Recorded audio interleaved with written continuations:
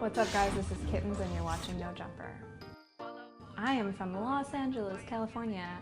I was born in Whittier and then I just kind of bounced around East LA County from like Hacienda Heights to Diamond Bar where I went to high school. And then I went to college in Orange County and now I'm like in LA proper for the last, I don't know, 7 years? Yes, I'm familiar with the rapper Lil Xan. Isn't he from like Riverside or something? Yeah, I have a 909 phone number too. Yeah, I won't get rid of it.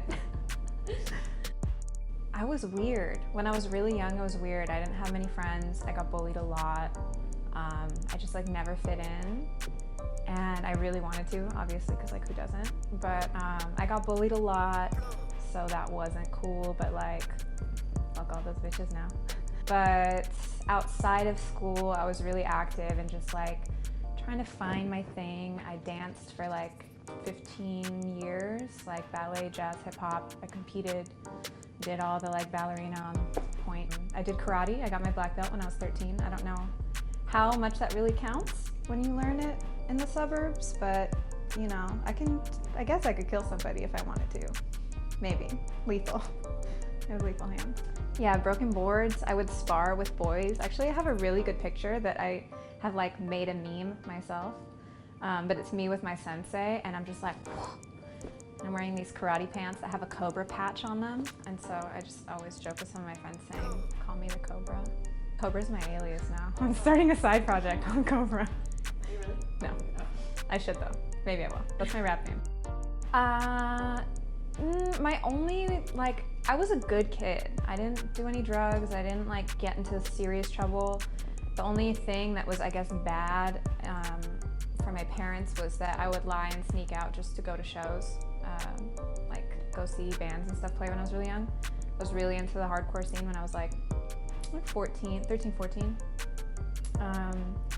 And yeah, I would like sneak out and go to but they were all straight edge shows, so it's like, who really, like, what's the problem?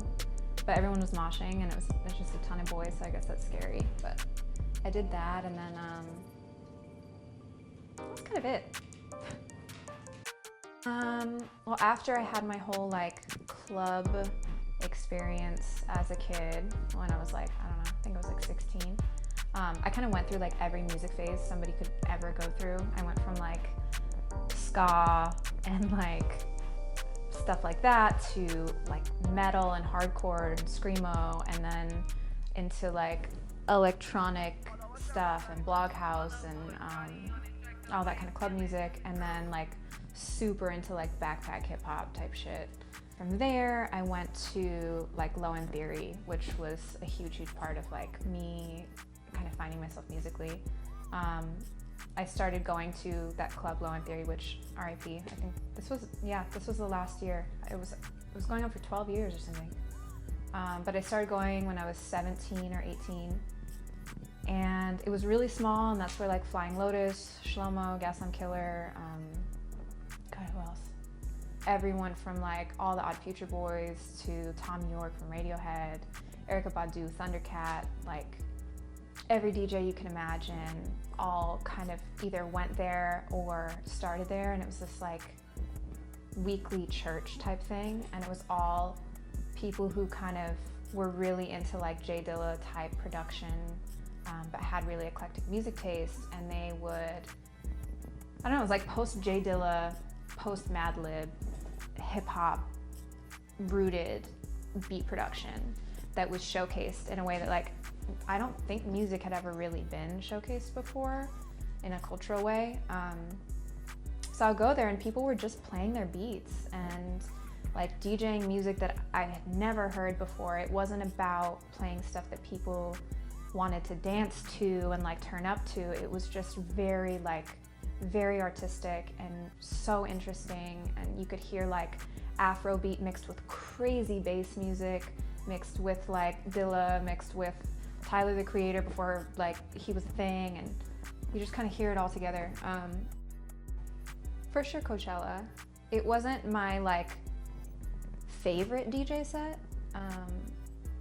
as far as like the crowd and like all the whatever, because I'm new and I was playing during the daytime. It's not like the most poppin' during the day, but it was still Coachella, which for me, like coming from where I came from and not really knowing where I would go, it was so crazy to like play Coachella, especially growing up in Southern California, like you know what a big deal that is. So that was huge. But probably most like fun, memorable set was at EDC, because that crowd was crazy, and like EDC for a DJ is like a rite of passage. So I don't know, it was just crazy. Like their stage production's nuts, like there's fire going off everywhere and crazy lasers and visuals, and the whole crowd, like they don't care, they don't have to know who you are, they're just like, I fuck with this, and they go crazy no matter what time of day it is. Interested in production at the same time I was interested in DJing, but that was way more daunting, and I was kind of trying to like take it one step at a time, learning a skill. So I was like, okay, let me get really good at DJing, and then I can worry about the rest of this. And that was kind of stupid now that I look back on it. Like the sooner you start learning something, the better, obviously. And the more I got like embedded in the music scene around here and was DJing, I was the only one that wasn't producing. I was just like known as a DJ, but all my friends and everyone else who I was playing with were all producers. So that put a lot more pressure on things and like freaked me out a little more. I didn't want to deal with the learning curve and like sucking at first, because everybody sucks at first when they start anything. So over the years, I always like messed around with making beats, but I feel like I got to a point where I had the skill set and the confidence and the like vision to make stuff that I actually liked. I could be like, what is this? What do I want something to sound like? And then actually make that thing I'm hearing in my head. I feel like I only got to that point maybe like a year and a half ago. I was actually in my car one day, and I had like some random playlist on Apple Music. I forget which one it was, or Spotify, one of those things. But anyways, it was some like random thing, and one of Flipp Dinero songs popped up. I had never heard of him before. It was like so long ago, and I think it was probably like his first single that popped off. I forget. I love the like raspiness of his voice. So I listened to it, and I was actually in the car with my manager at the time, and I was like, yo, do we know anyone who knows him? I really like love his vibe. And so we ended up hitting up A-Track, who's been like a long-time friend and supporter of mine.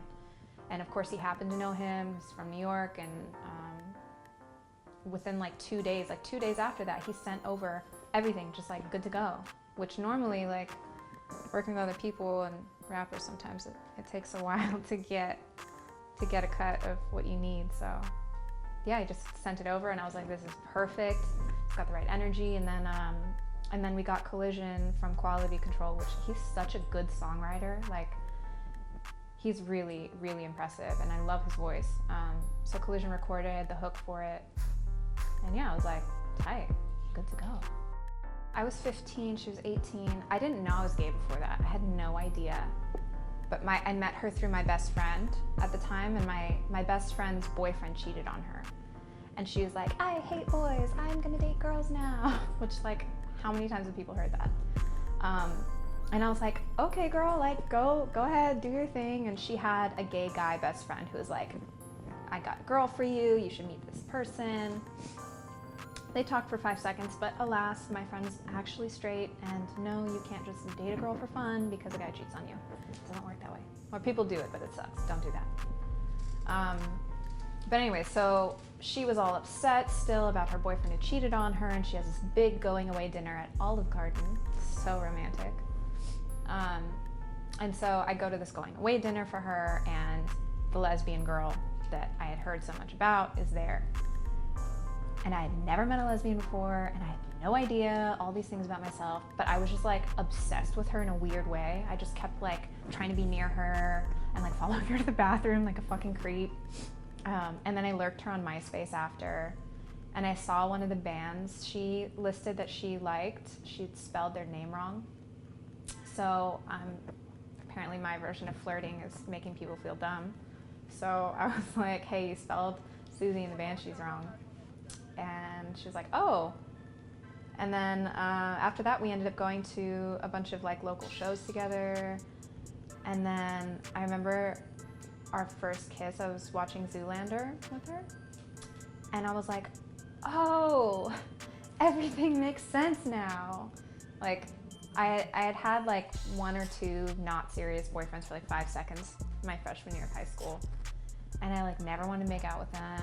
I was like not into it. I was not like hyped up on guys like my friends were, and I just thought there was something wrong with me. Turns out I was just really gay. My DMs are actually pretty respectful. I think in my entire life I've gotten 1 dick pic, which is fantastic because like I don't want to see that shit. And it had a really weird filter on it. It had like that Photoshop mosaic filter, so it looked like someone painted it. And I'm like, dude, you really like, you're not looking very confident here. But besides that, like, it's mainly girls and a good amount of guys, and it's always like, I want to marry you. Please be my wife, be my girlfriend. I want to take you on a date. I'm infatuated. Like stuff like that that's flattering versus like I don't feel like I'm objectified, which is, I don't know why I've been blessed with that, because some of my girlfriends get like awful, gross, nasty DMs, so could be worse. I love Rico Nasty. I think she's crazy and fire, and I love her makeup. My friend Kenny works with her, and she just seems so dope. I love Tierra Whack. I love Summer Walker. I love her. I love Asian Doll. Who else?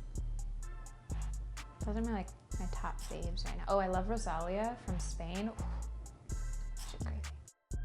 I'm putting out a bunch of music that I'm working on. So right now the thing is I'm gonna do some EP, like focused EPs with certain artists, versus like doing a bunch of songs and having a bunch of people all over the place. It's gonna be like me and this person making like a few like fire songs together, and then, you know, going from there, and then you know, like the activisty stuff and doing more charity work and just DJing a bunch of shows and petting my cats.